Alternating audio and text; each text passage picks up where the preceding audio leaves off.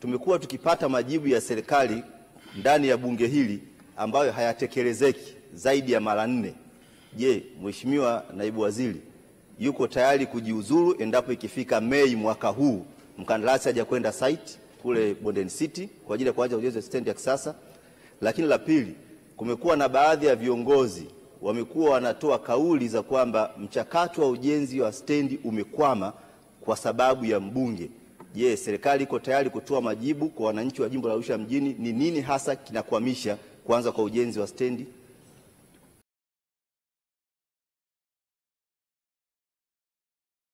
La Arusha katika eneo la Bondeni City. Swali hili limeelekezwa ofisi ya Rais TAMISEMI. Halmashauri ya jiji la Arusha ni miongoni mwa miji 45 wanufaika wa mradi wa uboreshaji wa miundombinu ya miji Tanzania, yaani TACTIC. Jiji hili lipo katika kundi la kwanza ya utekelezaji yenye miji 12 ambapo tayari miradi ya awamu ya kwanza ya barabara na mitaro yenye thamani ya takriban shilingi bilioni 20 ilianza kutekelezwa kwa kusaini mikataba ya ujenzi mwezi Septemba 2023. Mheshimiwa Mwenyekiti, kukosekana kwa wakandarasi wenye vigezo kupitia zabuni zilizotangazwa Machi 2024 katika miji 4 kiwemo halmashauri ya jiji la Arusha, serikali imetangaza zabuni ya kumpata mkandarasi kwa mara ya pili, yaani re-advertisement, tarehe 11 Machi 2025.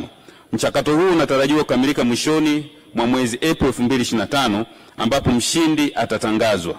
Mheshimiwa Mwenyekiti, utekelezaji unatarajiwa kuanza mwezi Mei mwaka huu 2025 ambapo ujenzi huu unatarajiwa kuwa wa mwaka mmoja na unatarajiwa kukamilika ifikapo Mei 2026. Asante. Mheshimiwa Gambo. Mheshimiwa Mwenyekiti, tunafahamu kwamba Daktari Samia Suluhu Hassan ametutafutia mradi wa TACTIC kwa ajili ya kujenga stendi hii na fedha zipo. Sasa maswali yangu mawili madogo ya nyongeza. Tumekuwa tukipata majibu ya serikali ndani ya bunge hili ambayo hayatekelezeki zaidi ya mara 4. Je, Mheshimiwa Naibu Waziri yuko tayari kujiuzuru endapo ikifika Mei mwaka huu mkandarasi hajakwenda site kule Bondeni City kwa ajili ya kuanza ujenzi wa stendi ya kisasa? Lakini la pili, kumekuwa na baadhi ya viongozi wamekuwa wanatoa kauli za kwamba mchakato wa ujenzi wa stendi umekwama kwa sababu ya mbunge. Je, serikali iko tayari kutoa majibu kwa wananchi wa jimbo la Arusha mjini, ni nini hasa kinakwamisha kuanza kwa ujenzi wa stendi? Mheshimiwa Naibu Waziri, majibu ya serikali. Asante sana Mheshimiwa Mwenyekiti.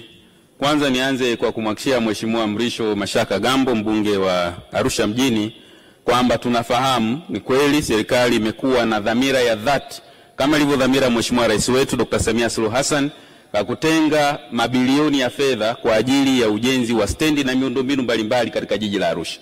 Na ni kweli kwamba baadhi ya miundombinu kazi imeanza, lakini tunafahamu sana umuhimu wa stendi ya pale Bondeni City katika jiji la Arusha, lakini lazima taratibu za manunuzi zifuatwe. Serikali ilitangaza zabuni, wazabuni walipatikana, lakini hawakukidhi vigezo kwa mujibu wa sheria na taratibu za manunuzi.